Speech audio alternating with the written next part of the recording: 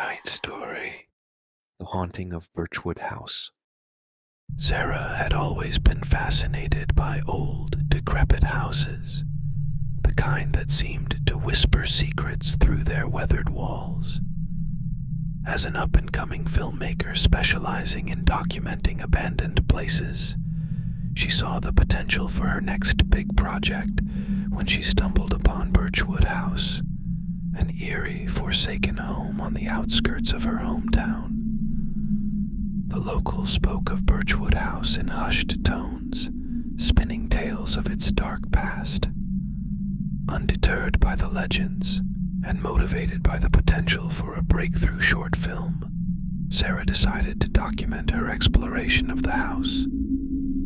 Armed with her camera, a drone for aerial shots, and a digital recorder, she ventured inside.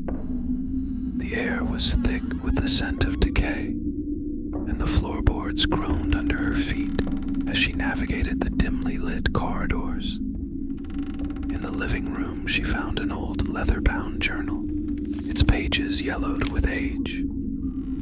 As she read Nathaniel Ashwood's entries, a chill ran down her spine. He detailed his descent into madness, his obsession with bringing his wife back from the dead, and the horrific rituals he performed in the house's hidden basement.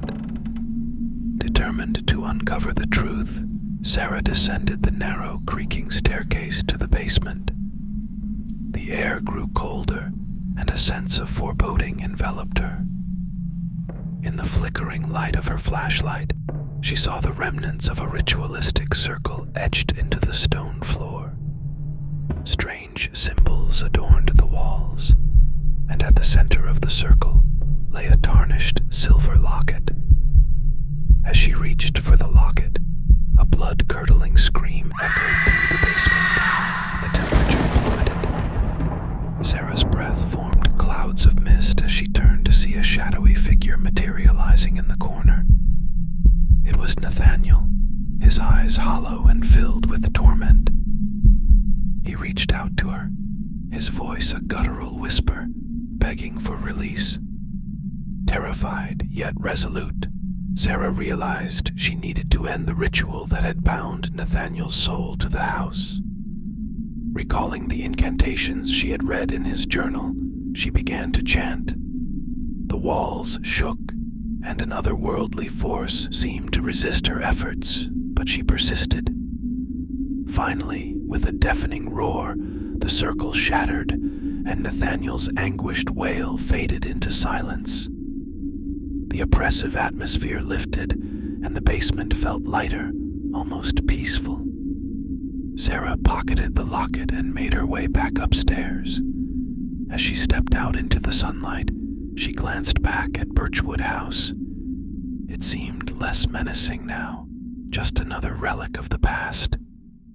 As Sarah reviewed her footage later that night, she noticed something horrifying.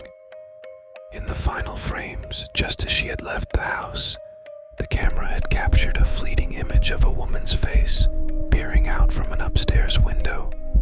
A face twisted in agony, silently screaming.